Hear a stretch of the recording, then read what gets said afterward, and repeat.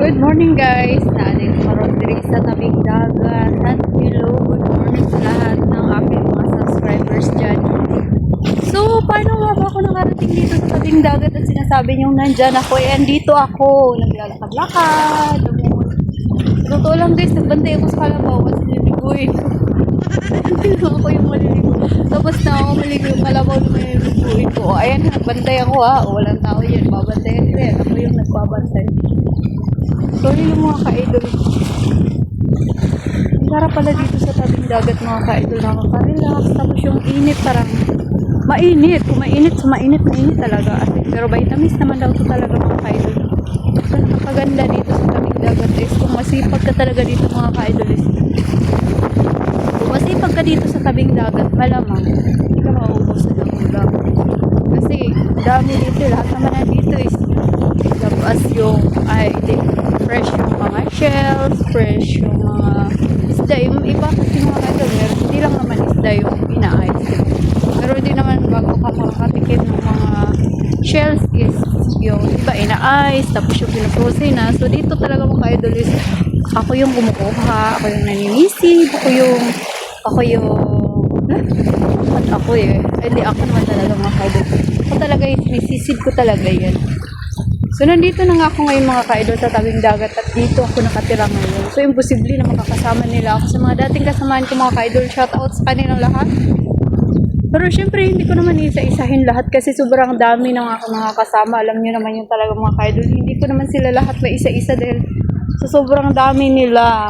Pero dito talaga mga ka-idol, alas 12 na ng tanghali dito. Sobrang init na talaga. At kung nakikita niyo mga ka-idol, sobrang tirik na yung dagat. So, dinala ko pala ang cellphone ng pamangkin ko kasi sana idadaan ko sa kanya. Pero, dahil nga itinamad akong dumaan doon sa school niya is dito na lang ako. So, try ako mag-update dito mga ka-idol. So, pwede, sisilong muna ako kasi parang natutunaw na ako sa sobrang init talaga. Sobrang init talaga mga ka-idol. Hindi ko kaya yung init. Parang na-stress ako. Charis, hindi na-stress. Sobrang init talaga mga ka-idol kasi alas 12 na tanghali dito at hindi basta-basta yung init Yung iba sinasabi na vitamins yung init sa umaga pero sa tanghali hindi na to vitamins. Sobrang nakakalipong na, sobrang nakakahilo, sobrang init na talaga mga ka-idol. At saka mas ginusto ko dito sa tabing dagat mag-video kasi parang nakaka-relax sa isip. Nakaka-relax sa isip. Oh. So, shoutout sa lahat ng aking mga friends dyan. Shoutout sa lahat ng mga taga Cebu. At syempre, sinashoutout ko po si Ate Rosa sa Palawan. Sinashoutout ko po lahat ng friends ko sa Palawan dyan. At sa lahat ng taga Coron, Palawan. Syempre, dyan sa pero nakalimutan ko saan yun sa inyo, be. Shoutout sa iyo, be. Nakalimutan ko saan sa inyo, parang basta kayo sa Palawan yun sila mga ka-idol, nakalimutan ko. Ayan ako, yun talagang na talaga tayo mga ka-idol, parang senior na nakakaulyanin talaga minsan. Nakakaulyanin. Sabay ka nakakaulyanin. Hindi. Nakakalimutan ko talaga saan ba yun sila mga ka-idol. Nakalimutan ko basta sa Palawan. I-text mo nga sa akin yung address mo, be, para pag mag-shoutout ako, alam ko kung saan. Pero syempre, sinashoutout ko rin po si Ma'am Grace Arana. Syempre, always talaga si Ma'am Grace Arana po. Mag-ingat po kayo palagi, ma'am, at sana po, gumaling na po kayo. At syempre, si Ma'am Simply Ann, sinashoutout ko rin po. Syempre, maraming salamat po, ma'am, sa always na pagsuporta niyo po sa akin. Syempre, ako po ngayon, ma'am, is wala na ako sa bundok. Nasa tabing dagat na po ako ngayon. Kung nasa tabing dagat, sinadya ko po ma'am na dito ako sa tabing dagat mag-video kasi hindi kasi marami nagsasabi sa akin mga ka-idol na andun daw ako sa video ni Kuya basta marami. Ay, nakaka-stress yung messenger ko talaga mga ka-idol dahil nalilipong na ako sa kapaliwanag ko sa kanila. Hindi ko alam paano ko explain sa kanila na hindi paano ko nakakarating doon kay kuya na nandito ako sa dagat. Hindi pa rin ba kayo naniniwala na nasa dagat ako? Malapit na po akong maging Indian. Malapit na po akong maging mga ka-idol, malapit na akong maging Badyaw. Ulit. Oy, wag ka. Pero mga gwapa ba yung mga badyaw? Kanang kutis badyaw. Kutis badyaw. Kutis badyaw. Pero, tingnan nyo naman mga ka-idol. Sa dagat talaga ako mga ka-idol. Sa tabing dagat talaga ako. Kita nyo naman siguro yung dagat, di ba? Hindi ko naman pwedeng i-edit yung dagat. Dahil dagat na talaga yan. Wala nang i-edit dyan. Ayan na talaga yun. So, wala nang... Wait lang. Tataas-taas ko. Tataas-taas. So, ito try kong ipatayo yung pad ko ha, para makita nyo na nasa dagat talaga ako. Wala ako sa bundok.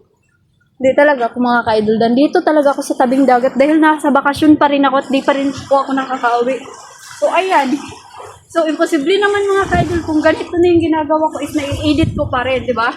So, nasa dagat talaga ako. Totoong dagat. Totoong dagat. Totoong dagat talaga to mga ka-idol. Hindi talaga asing edit na dagat lang. Totoong nasa dagat ako dahil nga po sinabi ko naman po na nasa bakasyon ako at hindi pa po ako nakakauwi talaga. Talaga. May talaga. Wala na. Nasira na yung headset ko. Bayaran nyo na to. Bayaran nyo na! So, nandito talaga ako mga ka-idol sa tabing dagat mga ka-idol. Hindi talaga to pwede i-edit kasi nga imposible naman na ma-edit ko yung buong video ko nung nandito ako sa dagat, diba?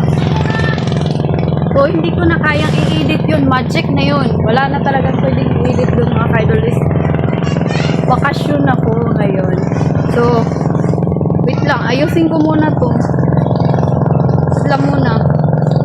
Wait lang muna talaga kasi nasira yung headset ko. Binigay lang pati to sa akin ni Mr. Binigay lang pa naman to sa akin. Tagal-tagal kung iningatan sana to, binigay niya lang to sa... Binigay pa naman to sa akin ni Mr. D. Sino yun? Kaya nasira na eh, sobrang tagal niya eh. Sobrang tagal na eh. Kung binigay niya to sa akin. Noong birthday ko, niregalo niya pa to sa akin.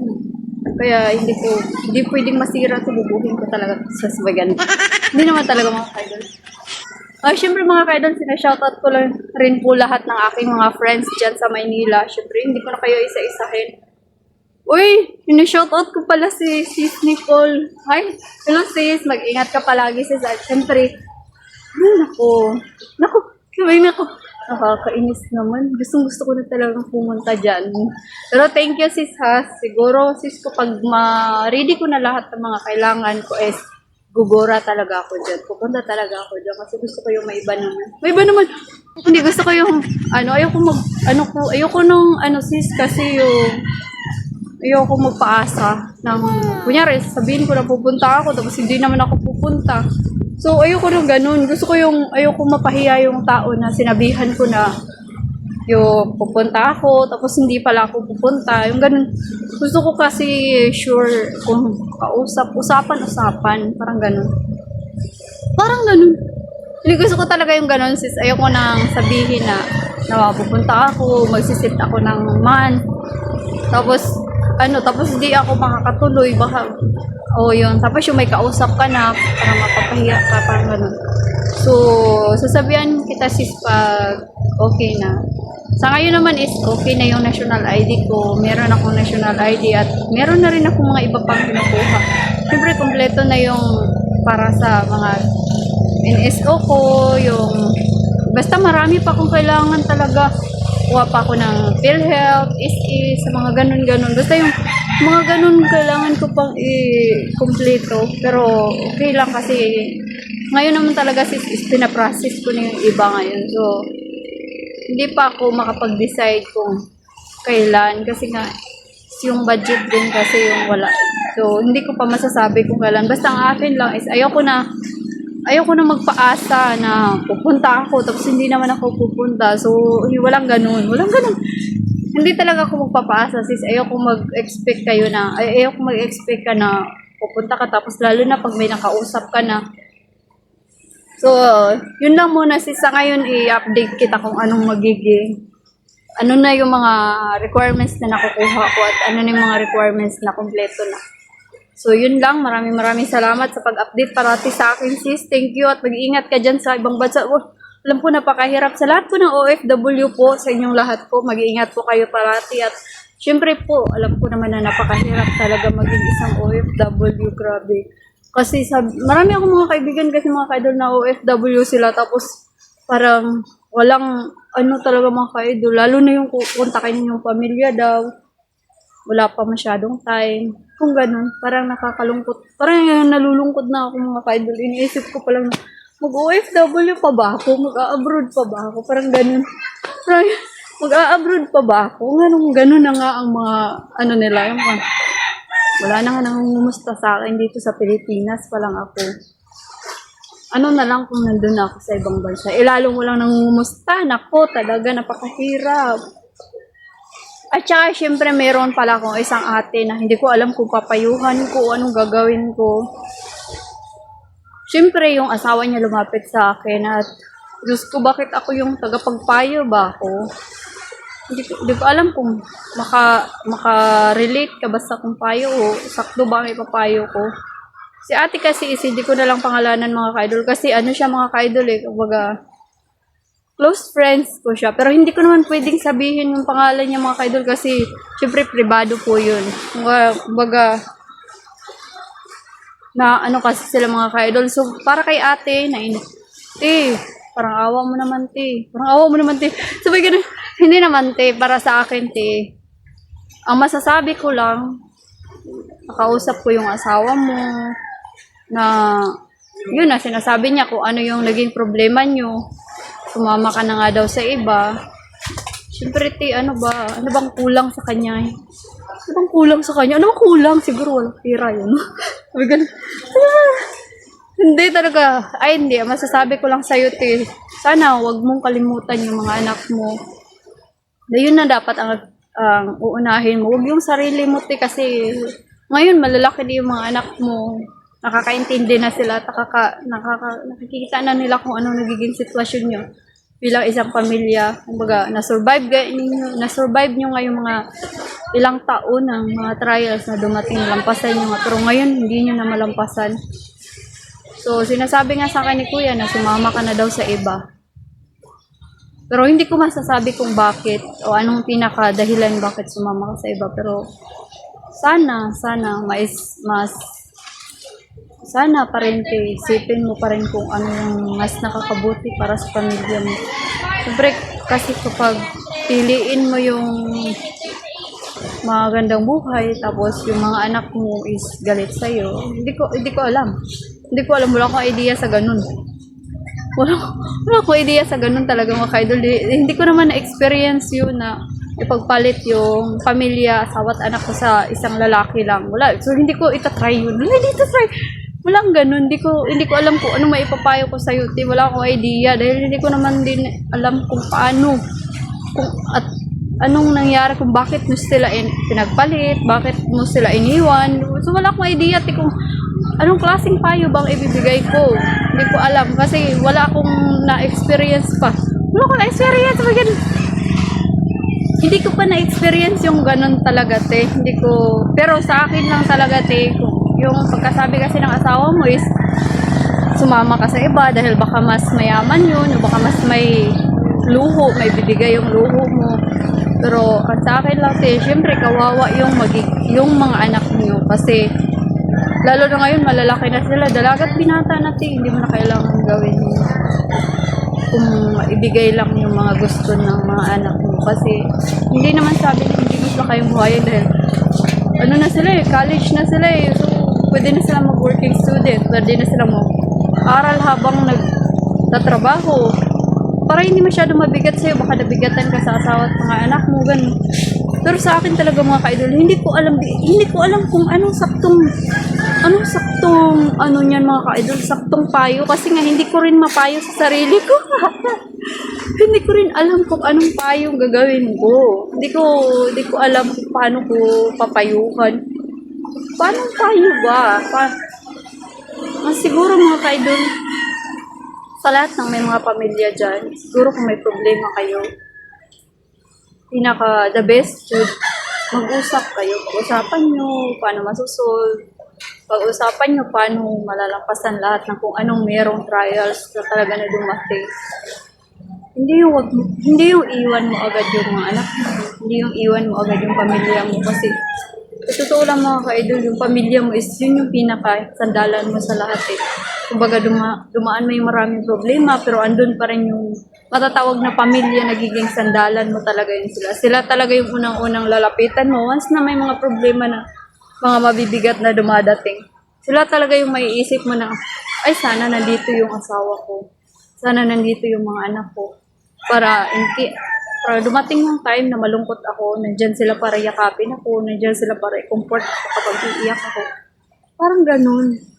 Kaya sana kung ano man yung problema ng dalawa ni Kuya, pag-usapan nyo, wag yung puro pataas ng pride, wag yung puro pride. Kasi, maraming issue sa ganun talaga mga ka-idol na iiwan ka ng asawa mo. Siguro kung nabubugbog siya tsaka ng babae, walang dahilan kung bakit nanatili ka. Bakit ka pa manatili sa kanya, ibinubugbog ka? Diba? Bakit ka manatili sa kanya, pinapabayaan ka?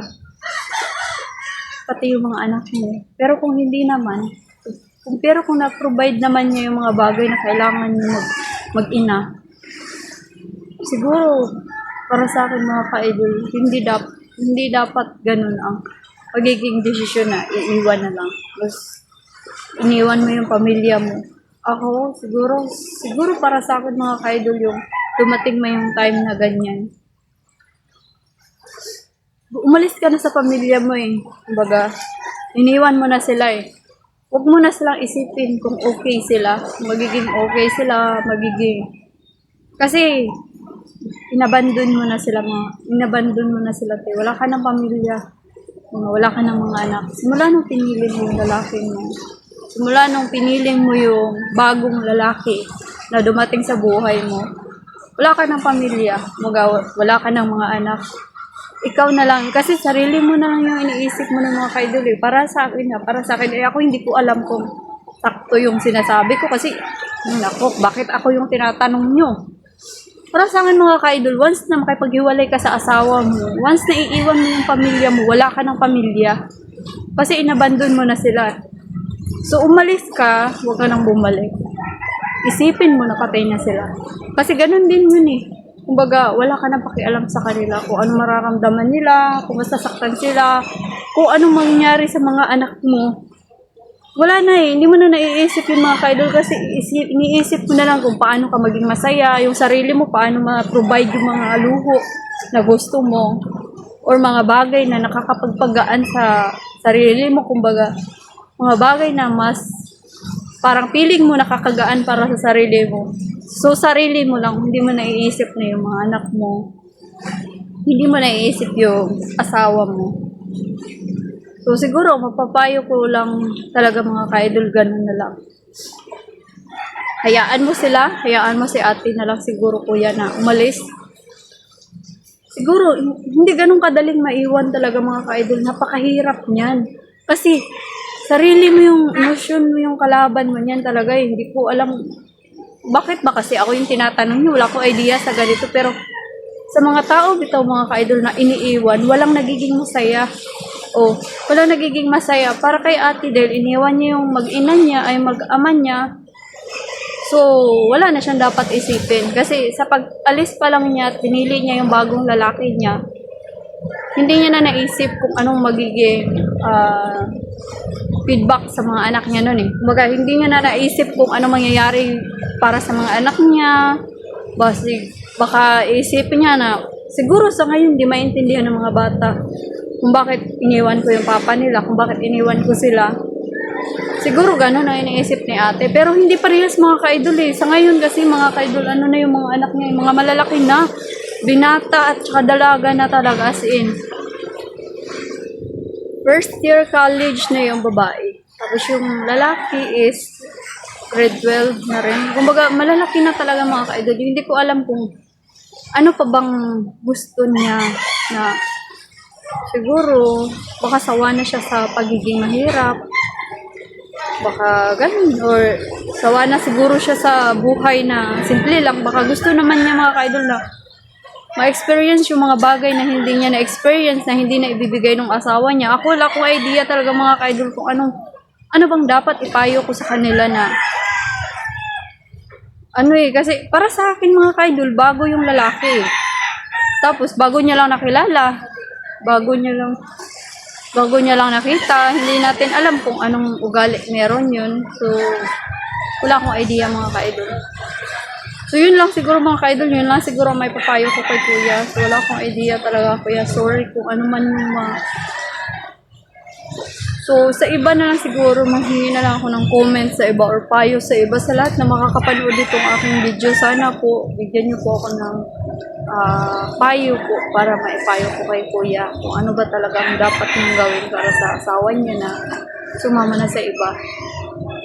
Kung tatanggapin ba niya, babawiin ba niya, pero hindi ko alam. Nandito na lang po ang aking video mga ka-idol. Maraming salamat. Thank you so much po sa patuloy po na nanatili sa aking YouTube channel po. Maraming salamat. At hanggang dito na lang ang aking video mga ka-idol. At welcome sa dagat. Charis! Thank you! Maraming salamat. At sa mga susunod ko pong video mga ka-idol, nag-charity na nga pala ako. Pero hindi ko iba-vlog ang aking mga charity. Pero ipapakita ko kung sino-sino mga taong nabibigyan ko na. Thank you!